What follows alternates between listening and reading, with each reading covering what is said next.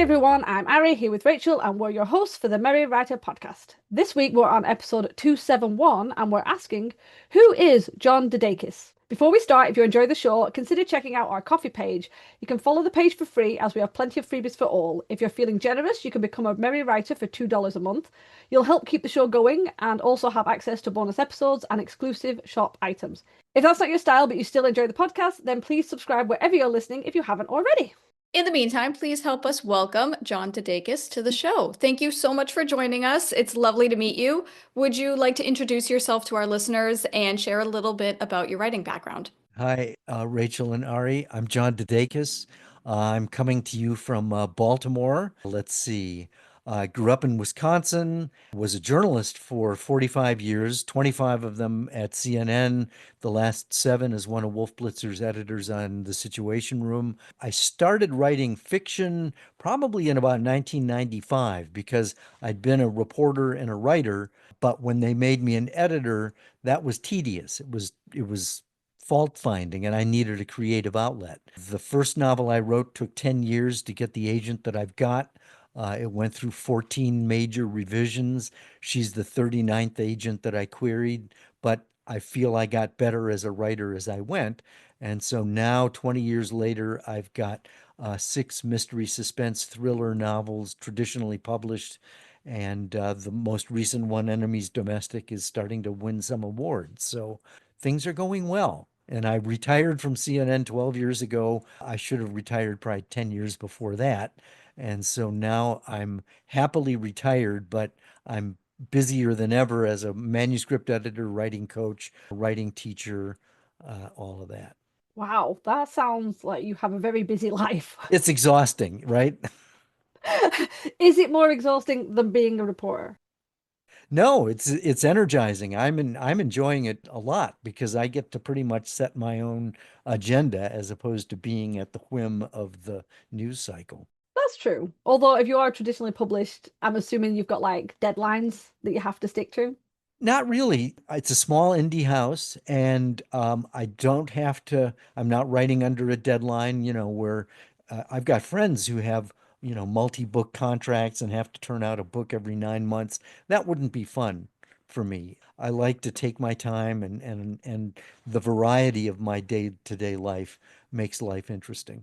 I think that's great. Sounds like you've lived a very fulfilling life so far with all of your creativity and stuff. And I like what you said about how editing is fault finding and it just didn't fill your creative bucket. And that's just an interesting way to look at editing because it's true. It's needed and it's important. But yeah, you're right. It is. It's looking about what's wrong and you got to figure out what makes the story tick rather than actually creating something in a way. Right. I mean, one of the things I do like about it is it has a collaborative aspect to it because at least, I mean, I do deep dive copy edits, but I also do developmental edits, which helps the writer. I give the writer feedback on how the story's going and where the problems are. And that's a little more creative. Is that something you always wanted to do?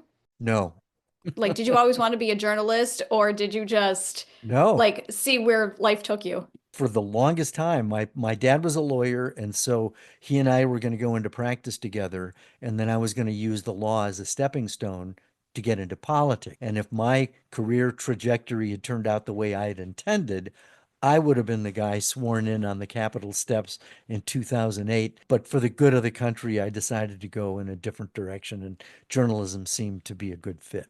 That's really interesting. Life, I mean, look, life is cause and effect. I would imagine that none of us are doing what we set out to do, but for one reason or another, things happened, we responded, other things happened, and here we are, cause and effect, and it's the way stories are constructed as well. That's a really good point, actually, because sometimes you can have the best outline, but sometimes the story will take a sort of That's meandering it. walk in a different direction, or Yep, you'll that's end up it. with That's side it. quests in those novels that you weren't planning. So, talking of novels, let's get into the actual interview questions. What does your writing process currently look like? It's evolved through trial and error to the point where I find that I'm most productive and creative in the early morning. And when I say early, I mean for the last couple of days, I've been getting up at like 3:30 in the morning without an alarm clock. Because I worked overnights at CNN for so long, my body's been bludgeoned into submission. So I've found that I only need about 5 hours of sleep at night. Sleep is overrated. And so I come down here and I'm working on a memoir now. I'm in the rewrite phase of draft 7. So I write until my wife calls around 8 in the morning, ready for coffee. And so that's my creative time before coffee. And then after she and I, we read together, talk together, do New York Times puzzles together, and then we each move on with our day. So the creative part is in the early part of the day. And then later, I'm working on marketing, emails, stuff like that. That sounds Boring. No, but think of it like so many people like the idea of getting up early to get the quiet time before their kids are up, before work starts or anything like that. I mean, I'm not one of those people. Yeah, 7:37 is about my time. But I it can is. imagine how peaceful it Yep, is early in the morning. No one's going that's to be it. interrupting you. No one's going to be calling. No. No dings on your phone or anything.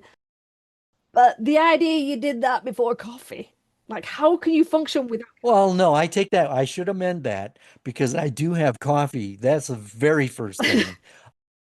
So when I say I have coffee with my wife, she has coffee. I'll have a glass of milk or something like. That sounds like such an ideal routine, though. And I am an early bird. I get up at 5 a.m. and I tend to, lately, what I've been doing is I've been reading and then I get on the computer to get my writing done. And it's just such a nice, calming time. It's almost like me time. Even though you're still technically working, it's still me time and it's enjoyable. And I love that for you. I love that you get up, you do your thing, and then you still are able to have that time with your wife and you're just going through your day and doing what you love and being with the people you love. And that sounds amazing. It, Really, it's really ideal. it's wonderful. I'm very blessed. You mentioned that after the writing and after you spent some time with your wife, you spend the afternoon doing like the marketing and all that and the research and everything, which I think is really good having kind of like dedicated times. When does your day end then? Like, do you do an even longer day because you get up earlier, or do you stop earlier because of that and then have more enjoyment time? Not saying that marketing is not enjoyment. Yeah, I mean, and when I say marketing, I'm also, if I've got an editing project, that's when I'll do it in the afternoon. But because there's another person in my life, there's pretty much a hard stop at around 7 p.m. We have dinner together and then watch something on TV or, something like that. So, and then, I get to bed 10-ish, 11-ish, something like that. It's a full day. It's a full day, but it's varied. And Cindy and I think have some pretty good quality time together too. Wow, I wish I had the energy to keep going for that long. And I should say too that this has been sort of a trial and error because when was writing that first novel, Cindy had to take me aside, and this is a quote. She said, "Your book is your mistress." And that was a wake-up call. Sometimes that's needed though, that extra time, especially for the first book. But yeah, Well, yes, yeah, right. Try telling that to someone who feels like they're emotionally deprived. No, that makes sense though, because it is very easy to get super consumed into your work, especially if you're working from like 3:30 in the morning till 7 p.m. Those are such long days. When do you take breaks? It doesn't feel long. I mean, I'll take a walk. After we talk, I'm going to probably go for a walk. And I never really consciously take breaks, but I know I do. They're in there. It's just the rhythm that I'm in. It's not like really regimented, I guess you could say. It's very relaxing. Well, that's the beauty of making your own schedule. I know. I highly recommend retirement. That's the goal. That's the plan. Sooner rather than later, hopefully. Right. Yeah, I mean, Social Security may not be around anymore, so we can't count on Yeah, anything. yeah.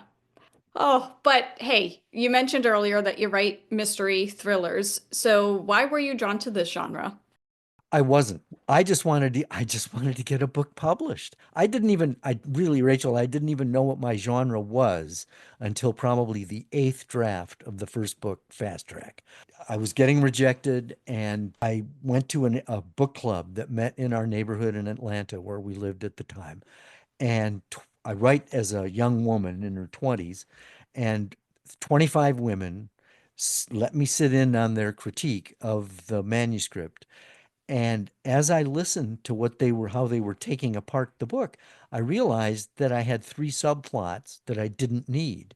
And once I extracted those, the novel went from a 150,000 word mishmash to a 75,000 word mystery suspense novel. I didn't even know what my genre was until I was able to get that kind of critical feedback.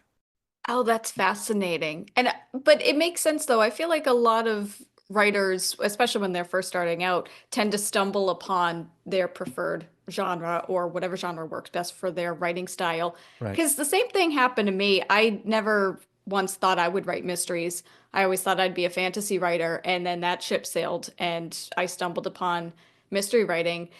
I had a follow-up question, and it left my brain. This is why God created edits. Yes, exactly.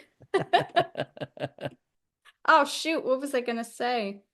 Ah, I remember. So it basically sounds like you just had an idea and you ran with it. So would you say that you're a pantser then? You just write by the seat of your pants. You don't outline or plot or anything like that. You just have an idea and go. I am a plantser. I like to plan, Gotcha. but I know from experience that I never plan nearly as effectively as I intend. So almost by necessity, I become a pantser just to get the characters talking to each other to keep the forward momentum of the story going. That makes sense. Yeah, I'm a little bit of a planter myself. You gotta, Yeah. there's only so much you can do because at some point or another, the characters are gonna take your idea and just run away with it. That's right. One of the classes I teach, there was a woman who took it, and she said near the end of the class, she said, I've been writing political thrillers, and I get about 50 pages in, and I get bored with it. And she said, I finally discovered that what I'm trying to do is I'm imposing plot onto the story as opposed to having plot emerge from the character. Because again, that's how life is lived, cause and effect.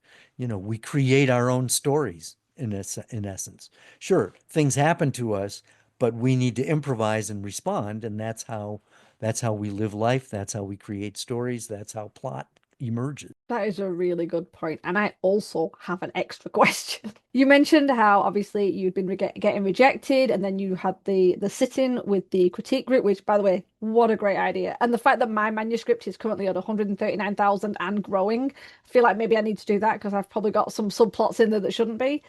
But going to the thought with the rejection, how did you stay motivated to keep trying after rejected? I think it's because the responses I was getting, the feedback I was getting was constructive and helpful. Because from experience, the closer you are to your manuscript, the less objective you are. And so the objective feedback from people who, see things differently, you saw it in your mind's eye. The question is, do they see it in theirs? And if they don't, then you need to go back to the drawing board. So it was never discouraging, really, at least not debilitatingly so. And of course, a lot of times agents never even tell you why they're rejecting it. It's just like, not good for us, or good luck with your writing, and that's not very helpful. So it was the beta readers who really gave me the specific feedback, and in applying their suggestions, I just knew instinctively that it was getting better. I wasn't sick of the story. I was actually encouraged that it was becoming, more streamlined and coherent. That makes sense. That makes sense. And it's like I said, it's useful if you're getting at least some feedback from agents or publishing houses that are saying, well, this is the reason or that. Whereas I know that doesn't always happen, as you said. Sometimes it's just like blanket or you don't No. get anything. It's just like, nope, which is unhelpful, especially if you have potential, which obviously sounds like your story had a lot of potential and it just needed that tightening, which isn't always easy. Cutting words, lots of words. Like that was a large amount. You went 150,000 to like 75. That's a lot to cut. Look, it can be done. I mean, it's hard to do initially just because, you're afraid you're cutting muscle, you're afraid that, it's not going to be as good. You're really wedded to this phrase.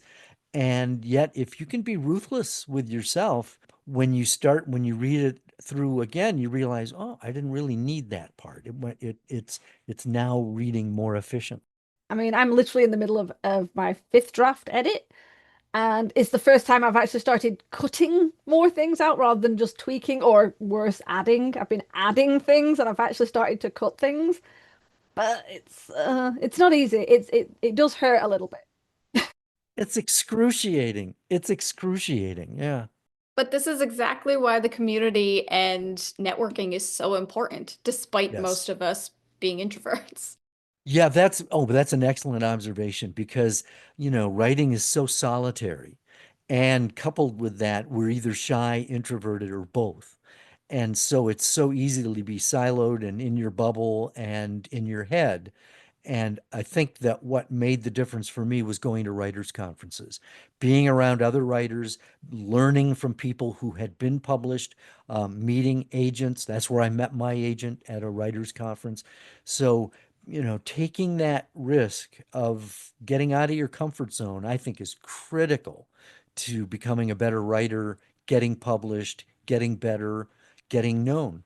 Now that's really fascinating. And I haven't been to any writer conferences, unfortunately. But you said that the agent you have now is your 39th query, I should say. 39th agent that I queried, Yeah. and yet we've been together 20 years. Oh my gosh. So you queried all these people, and then you just happen to stumble upon your agent at a Well, conference? the way I stumbled upon her, quote unquote, is that, and I'm such a slow learner. I would go to this writers' conference in Athens, Georgia, at the University of Georgia. It no longer exists, but I went there for 8 years, and they had agents there who were looking for clients. And it wasn't until like year 7 or 8 that I finally realized, why not query the agents before the conference? And so that's how I met her. I'd queried her ahead of time. This is who I am. This is what I've done. I'm going to be at this conference. Looking forward to meeting you. And the rest is history. That's such a smart idea. Wow, good for you. Well, it took, as I say, I'm a slow learner, Rachel. Better late than never, cause and effect. That's Life is a right. learning experience. Yes, it is. Oh, seriously, it's like that. How many people would even consider thinking like that? I mean, when you said writing conference, it didn't even dawn on me that, of course, agents are going to be there and things like that. It was just like, no, it's for writers, not agents. So it didn't even cross my mind. But speaking of drafts and cutting and everything, we're talking about editing. As a manuscript editor, what is the most common mistakes writers make that you've found? Well, let me count the ways. But probably the biggest one that jumps out is too much backstory. And this was reinforced to me because I go to a lot of writers' conferences. I'm on panels with agents or I sit in on panels with agents. And there was one conference I went to last October in Baltimore, and there were three agents at a table, and the head of the conference would read them the first page of an anonymously submitted manuscript. And she did this for about 12, different times. And the agents were instructed to raise your hand at the point when you would send the rejection letter. Remember, this is the first page, right? And almost the pattern that evolved was almost universally. I mean, they in some cases they liked what they heard and they wanted to hear more, but the rejections happened within a few paragraphs of the very beginning because the writer was adding too much backstory instead of actually getting the story started. And that's been my frustration as an editor. I want to be in the story. I don't know. I don't need all this other context. That can be sprinkled in as fairy dust as the story unspools. What really makes a story interesting to me, and I found out to other agents, is just get the story started and add intrigue. Make the reader want to turn the page instead of turn out the light. Add questions. What's this person? What's this? What is it that they're doing? And whoa, this is an interesting thing. I hope they tell me more about that. So it's intrigue and inquiry that makes a story interesting and propels you forward as a reader. I have to admit, I am pretty bad at that. That's why I hate writing the beginning of stories. I jump around, I write scenes, and then I tie it all together. And the beginning is always the worst, and it always is the weakest, and it always needs to have the biggest edit because you feel like, well, I need to tell everybody everything. And No, even when like, I'll jot it through, I still end up with like two paragraphs of stuff, and sure. then my partner's always like red penning it, like you don't need any of this. But you're self-aware. I mean, I think that that's the important thing. I mean, and let me just, in your defense, I think that maybe a first draft should be that way because, in a sense, your first draft is your discovery draft. So, in a sense, you're trying to learn the story as well. So, getting it all down in the steaming pile of clay, is it gets you started. But then in the rewrite, then you can slash and burn and cut and find a more efficient way to get into it and take some of that backstory stuff and sprinkle it in later. That's a good point, especially because the first draft is you telling yourself the story, but editing is just so hard. That's the fun part for me. That's the fun part. The hard part is coming up with something to put on that blank page. Yes, yeah, true. That is true. Sometimes that is difficult. But it's just, see, this is why we need to find editors like you that enjoy the editing process. Me, I just want to get all the words down. Sure. But I can understand why people would throw so much backstory into the first pages because you're just trying to figure out where to go Right. rather than jumping into the story. But on the other hand, from a reader's perspective, you want to get hooked into the story right away. Well, and the temptation is to tell the story. And that's fine for a first draft. But in what really makes a story readable is that you're showing the story. You've got sensory details in there, sight, sound, touch, taste, smell, that, instead of, she walked down the street, which, there's nothing wrong with that sentence, but, was it asphalt? Was it concrete? Was it, was it a dirt road? What time of year was it? Could you smell the forsythia? Those are the little sensory details that make the story come alive. Yeah, it's interesting how small details can make a point. Like if you wrote a character and said like, oh no, she got into the car. Whereas if you Yeah, said like she got into the limo, she got into the dirty pickup truck, it totally gives you an because obviously if you that's the first time you're reading it, you have an image of what she might be like because you might think, oh well, I drive a little tiny little runaround, that's what she's getting into. But if you said, oh, she got into the limo, that changes that's what right. she suddenly looks like. Wow, where's she going in this limo? She must be like so either someone There you important go. or someone very rich. And yet it's so easy to just put got in the car, you know? Exactly. And yet, to pick up on what you said, Ari, that would be a perfect example of how you could use those. I mean, the limo, you don't have to say because she had $1 billion, blah, blah. No, it makes you ask the question, well, how come she's so rich? Or what is it that she does? And that raises the question that makes the reader want to know more about the character. Because characters are critical to the story. That's what makes, characters and relationships, I think, are what really fuel a good story. Yeah, I have to admit I prefer stories that are heavily character driven over the most intense plots. Right. I can feel more related to character driven stories over heavy plot driven stories where the characters are almost 2D, like they're just barely there, but the plot's running ahead. Right, right. So, I'm sort of in the middle. I think what you're describing is literary fiction, and that's really hard to do. I need to kind of break it up with some car chases and stuff. Car chases are fun. Just go back to the whole conference thing for a second. This day and age, many people don't really think of conferences. I don't even think of conferences. I kind of forgot that they existed until you mentioned it. Everybody is online these days. So, I wanted to ask you about social media and how that can be useful for authors. Oh, tremendously, because I mean, I think Facebook, LinkedIn, Instagram, they have writers groups, and it's a great place to find your people, and to be encouraged, to offer encouragement. So you're right. I mean, I think the online community can be very vibrant. It's also an important place for marketing because that's where people are. You want to go where the people are. So I think that as far as book writing and all of that, social media is definitely the place to be.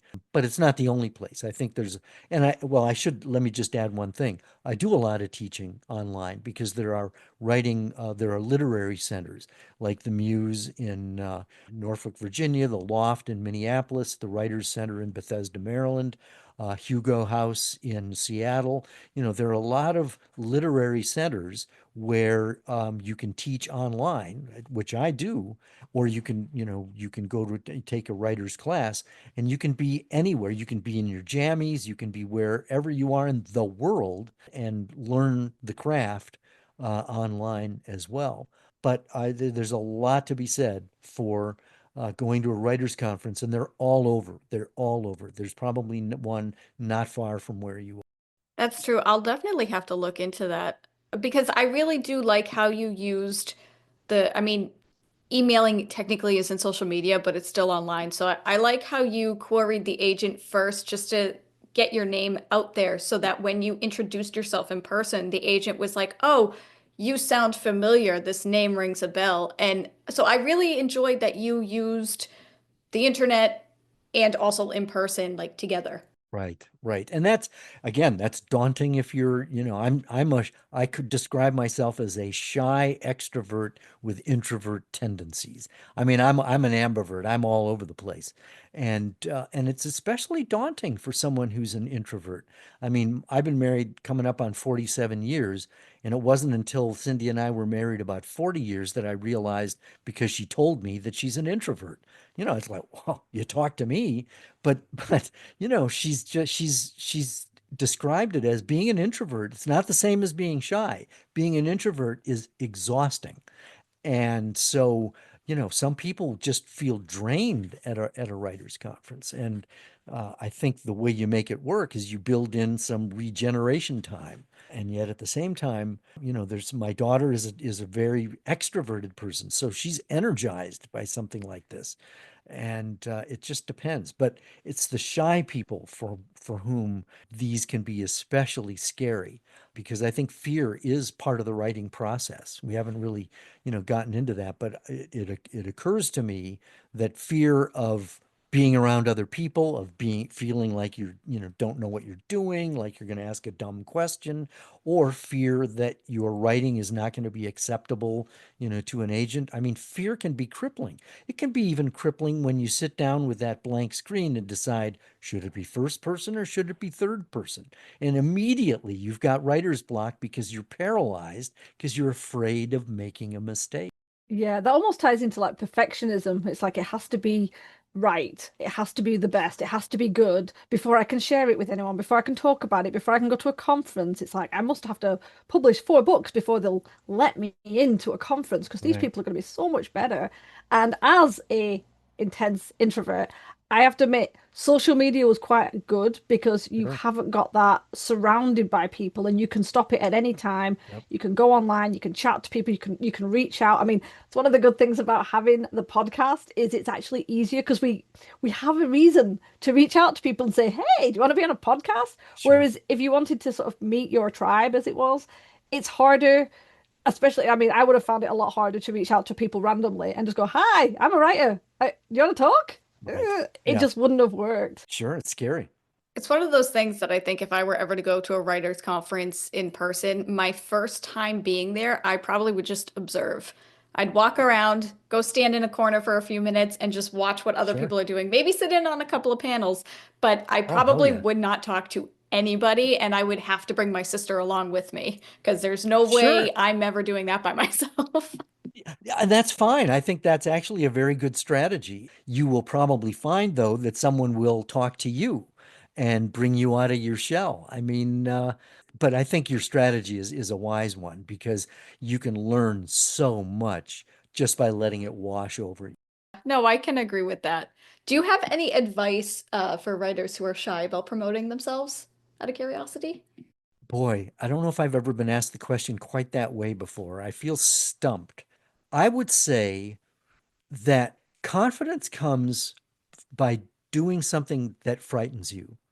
And I don't think that if you're a shy person, I don't think I would necessarily advocate going to a writers' conference right away because that might just be too overwhelming. But it might not be a bad idea to get into a writers group online and reaching out to someone. In other words, do something that frightens you, but not necessarily frightens to the point of paralyzing.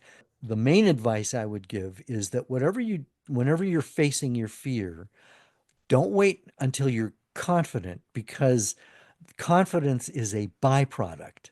The definition of courage, at least the way I define it, is fear in action. You're harnessing your fear and going forward anyway.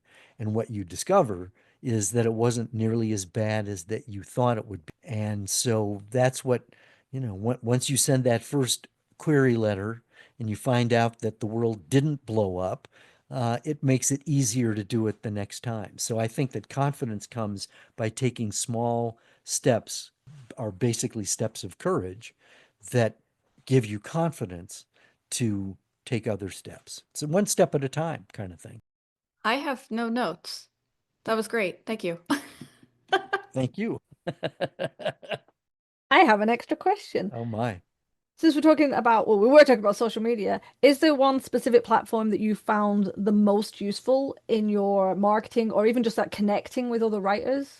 Now, I do understand it changes depending on each person's preference to platforms, but what would work for you? Well, and the point too that's sort of in between the lines of your question, Ari, is that you don't have to master all of the platforms. I'm probably most comfortable on Facebook. I mean, all of these platforms have gotten controversial, political. You can take umbrage at whoever is running it, and how the algorithms work. But I find that, for me, Facebook is dynamic. There are ways you can use it so that you're not immersed in, what your best friend is having for lunch. You don't have to worry about ham sandwiches and stuff. You can tailor it to whatever is working for you. But it's a great way for me to connect with other people because I think the essence of marketing is connection. It's a very people oriented. And so I find that Facebook is much more navigable for me than X or Instagram or Threads or Blue Sky or any of those others. Not to say that other people can't be really effective using those, but that's just not the way it is for me. Are we having fun yet? We are having fun.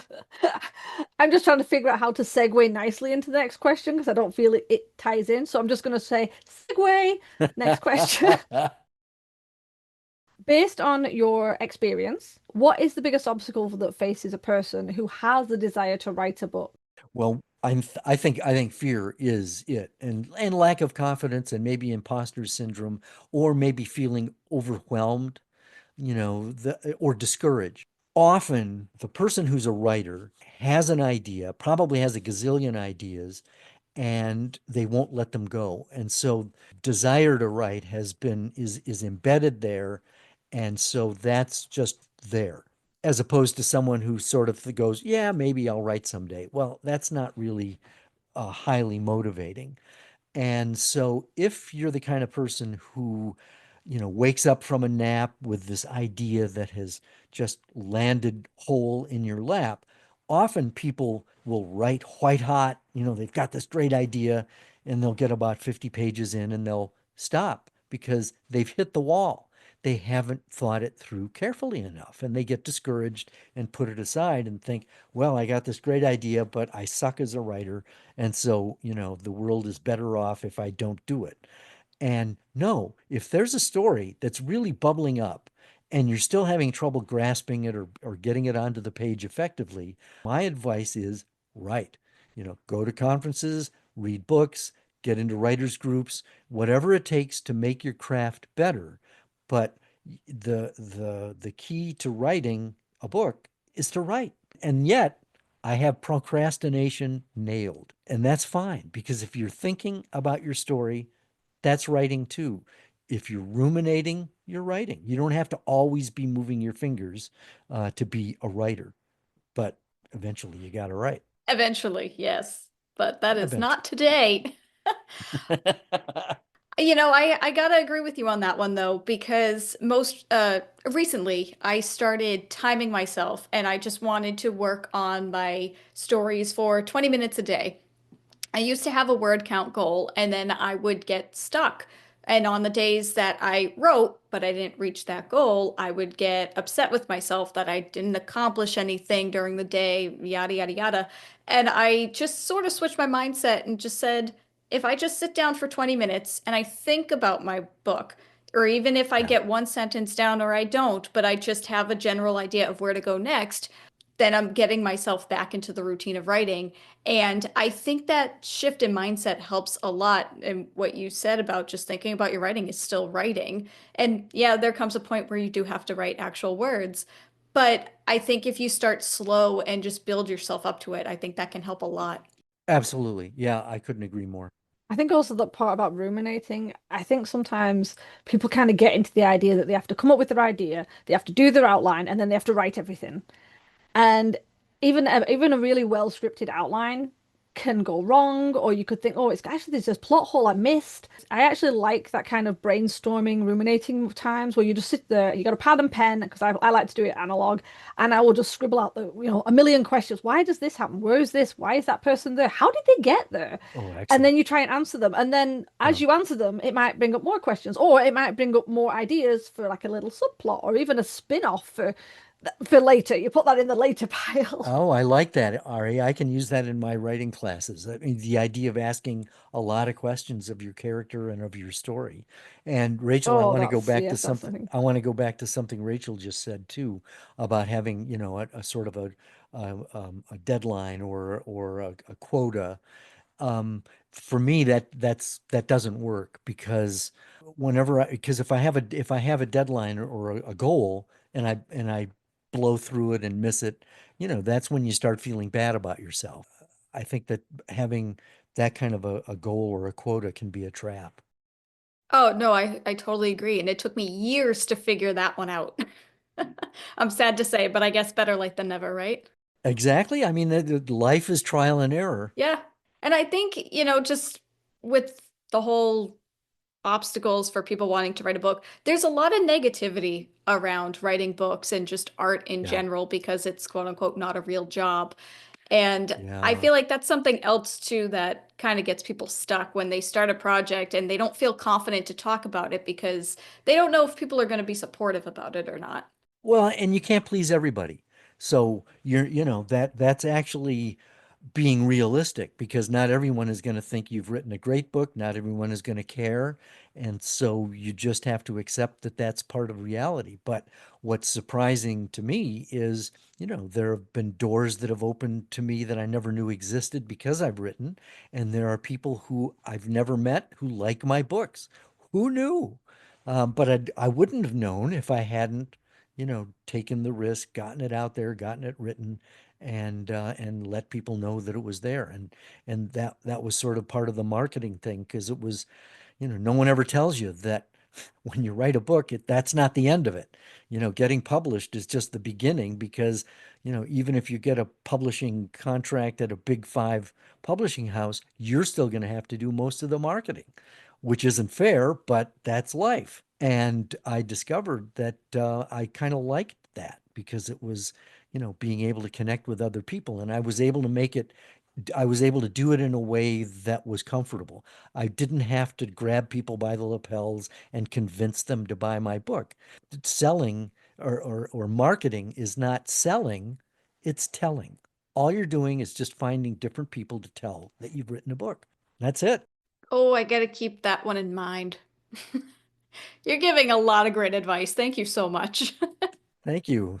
But you know what? Let's actually talk about your work now. Do you have any new projects in the pipeline that you'd like to talk about? Well, let's see. I do have Enemies Domestic, which is a political thriller that just came out July 4th, the same week that the U.S. Supreme Court ruled that presidents have absolute immunity from prosecution for illegal acts that they commit in office as part of their official duties. And of course, the Supreme Court never or hasn't yet defined what official duties are.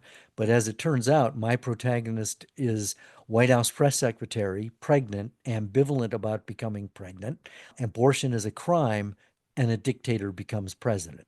It could never happen, but so that's, talking about that book is sort of job one right now. But as I mentioned, I'm working on a memoir that I've been working on for, geez, probably 5 years or so. But it's now pretty much at the point where I'm ready to find a home for it. And the working title is Plot Twists: A Memoir on on Writing and Living, because I've basically identified the pivotal moments in my life that brought me to where I am.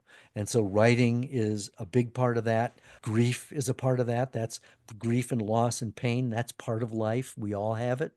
And so I've been able to harness those things that have happened to build the stories that I've written. And so it all just kind of comes together. And I've been able to crystallize a lot of the things that have happened in my life to bring them together in hopes that it will help encourage people in their writing and maybe be an encouragement to younger people that are still vexed and trying to figure out what to do with their life. I was there and it all worked out.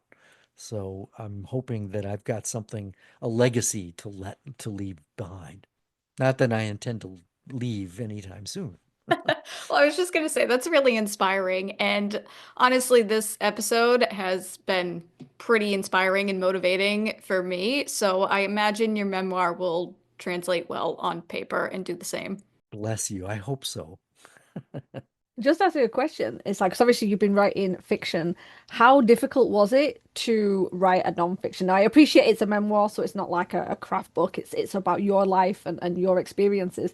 But how difficult was that compared to writing your normal fiction? Well, actually, my comfort zone is nonfiction because as a journalist, I mean, some of those who watch Fox News would say, well, at CNN, you were writing fiction all the time. But the hard part, really, Ari, was making that tradition from just the facts, ma'am, journalism to writing fiction, because unlike what some presidents will tell you, it is a firing offense to make things up at a reputable news organization.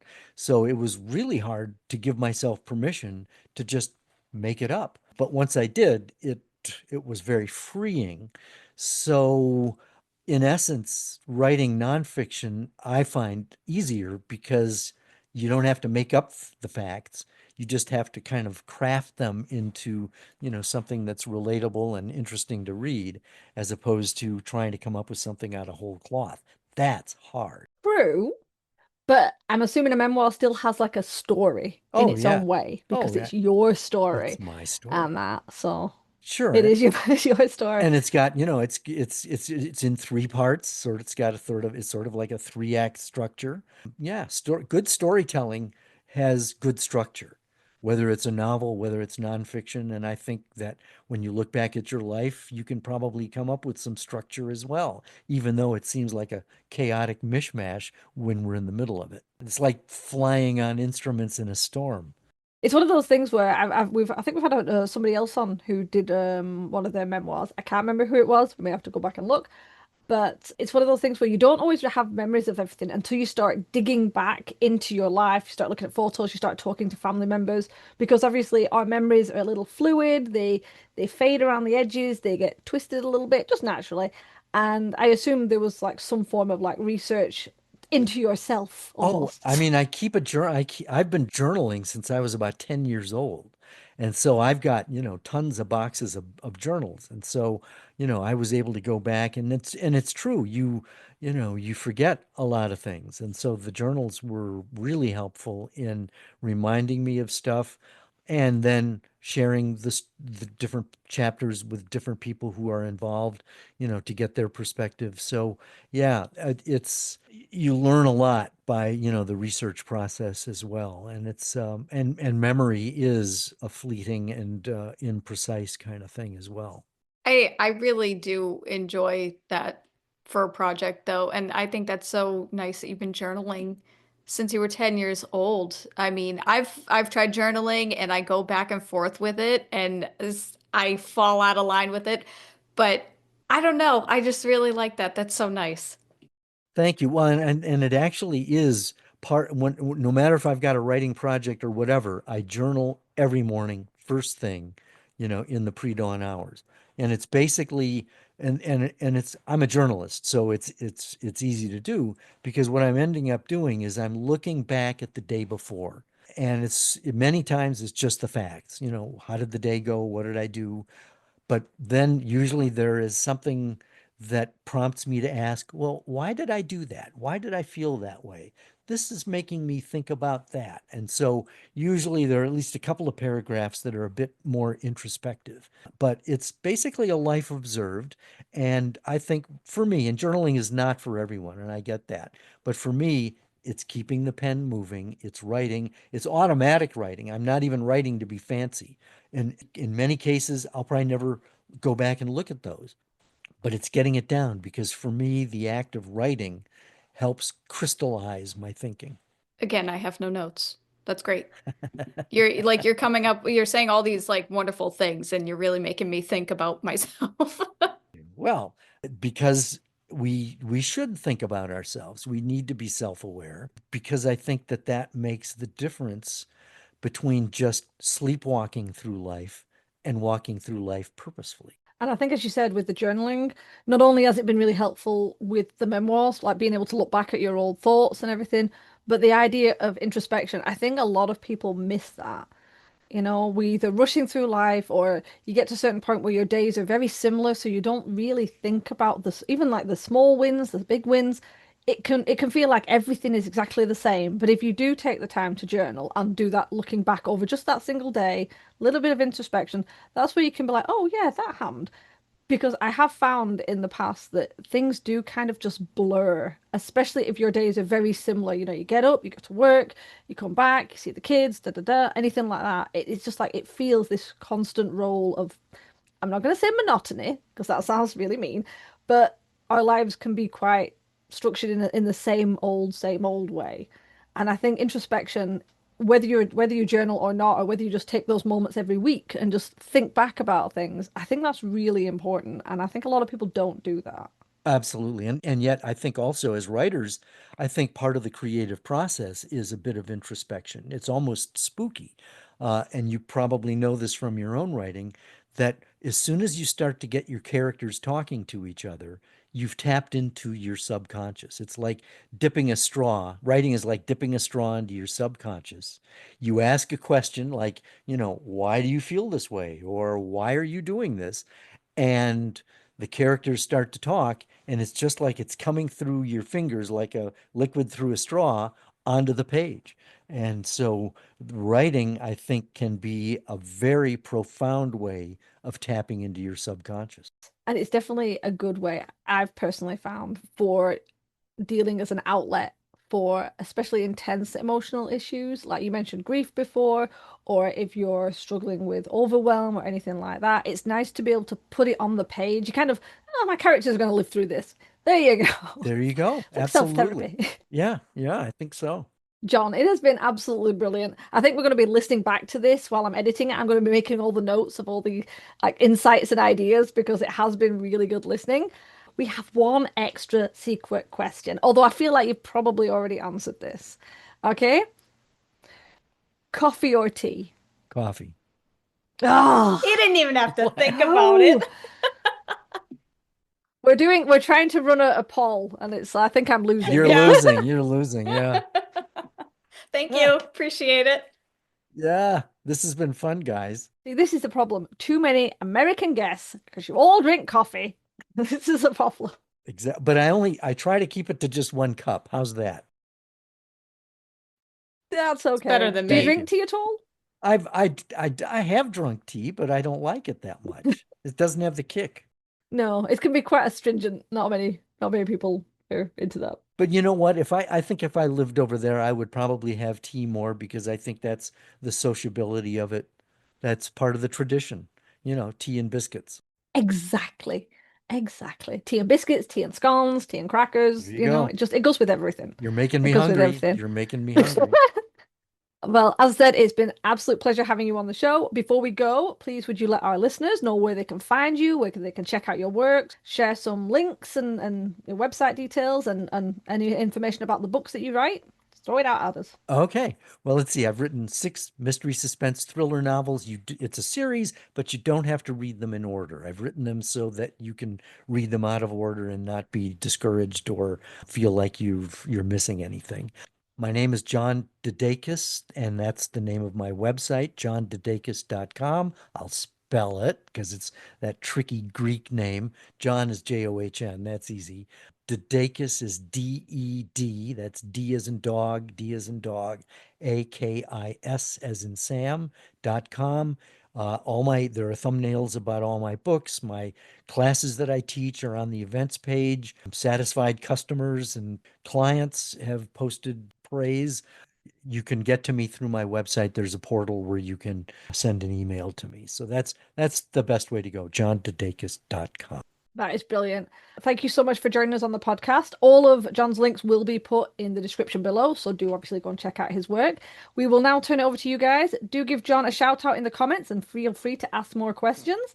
Remember, we do release new episodes every Wednesday. Next week, we're discussing how to create an author media kit. To ensure you don't miss it, hit the subscribe button on your way out. And as always, thanks for listening to the Merry Writer Podcast. We'll see you next week.